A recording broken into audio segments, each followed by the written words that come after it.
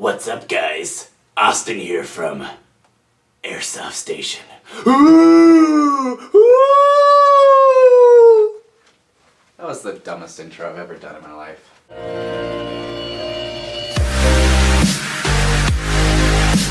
What's up, guys? Austin here from Airsoft Station, and today we're going to be reviewing a really cool product. This is the Bravo P15 laser flashlight combo. This is the tan version. It also comes in black. These are really cool products, especially for their price point. Now, a little history on PEQ boxes. The military uses real PEQ boxes. They are a flashlight laser combo. They usually, on average, have an infrared flashlight, an infrared laser, as well as a visible laser. Those are the standard PEQ boxes that the military uses.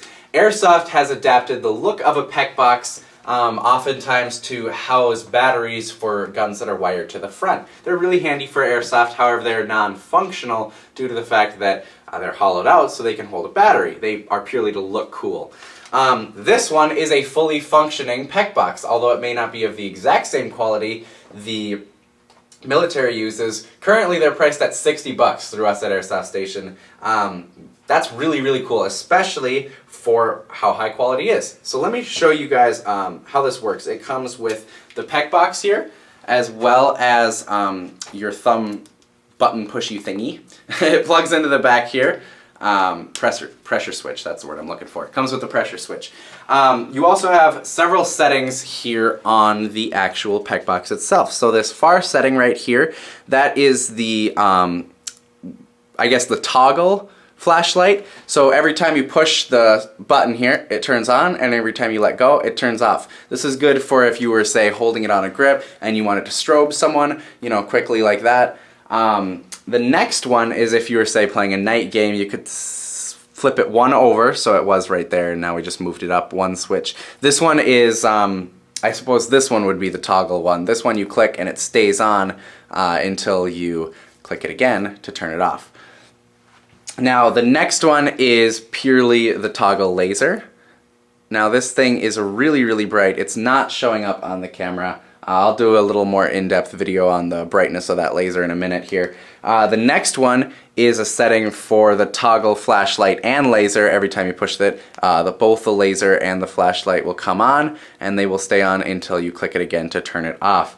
Another really cool thing is they actually have functioning infrared covers or caps to each of these. So you can put the infrared flashlight over the, or infrared cap over the flashlight, as well as the infrared cap over the laser. Now guys, these are actually functioning, so if you do have any sort of night vision or a camera which is enabled in night vision, the human eye cannot pick these up. However, your night vision or your camera enabled with night vision could actually pick these up, which is really cool. I'm gonna go ahead and turn off the lights, and I'll show you guys exactly how good of a seal that these have for being how quick you can pop them on and off. Alright, so guys, I actually have both the flashlight and the laser on right now, and as you guys can see, you can't see anything. No light is escaping. This is a really good seal until I actually swing it around and shine it at you guys. I see on the camera here that you can actually see the laser. Oh, that's probably not good for the camera. You can see the white of the flashlight and the green of the laser. In person, I can assure you, you can't see the laser whatsoever, and you actually can't see this light here. It's only kind of a purplish hue right around the center there. You can't see any other light, and that just goes to show exactly how good of a seal this is until I do pop that infrared cap off. Then the flashlight becomes visible, and pop the infrared cap off of the laser, and then the laser becomes visible. So as you can see, guys, this little tiny PEQ box is built really well. The quality on this really amazes me, especially when you consider the price point. I actually think I'm going to pick one of these up for myself.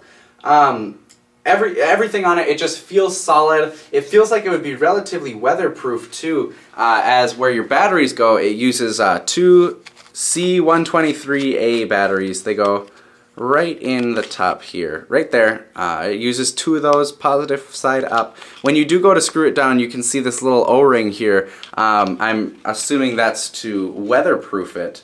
The quality on this is really impressive, guys.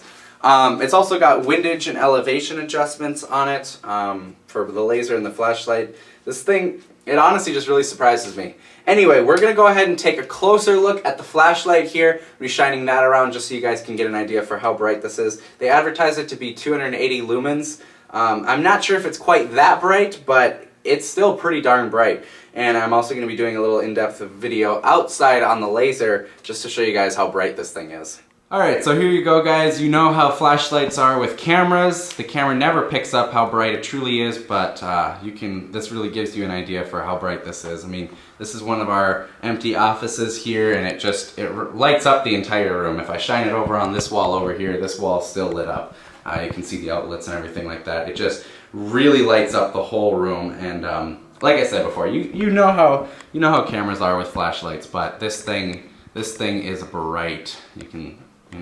Lights up this whole area. This is a bigger empty office here too, and even when you shine it through this window area, it just really lights up the whole office. This flashlight's really impressive. Honestly, it might be 280 lumens now that I'm looking at this. This thing is amazing. Alright, so guys, as you can see, it's a pretty cloudy day. It's also the evening time. The sun is setting right over there, so this is not the best possible test. It's not broad daylight to show you how bright this laser is, but I promise you guys, this is still going to be a really good test. This laser is really going to sell itself when I show you guys. Now, the human eye is drawn to the color green. So, to the human eye, it's very contrasted against other colors. So the camera, although the camera is not as bright as it is to me. So when I'm looking at it in person, this is a very, very bright laser right here. On the camera, you can still see the dot, but it's not that very, very contrasted, bright color that the human eye sees. Anyway, these trees right here, about 50 feet away, you can see it's very, very easy to see, even on other green objects.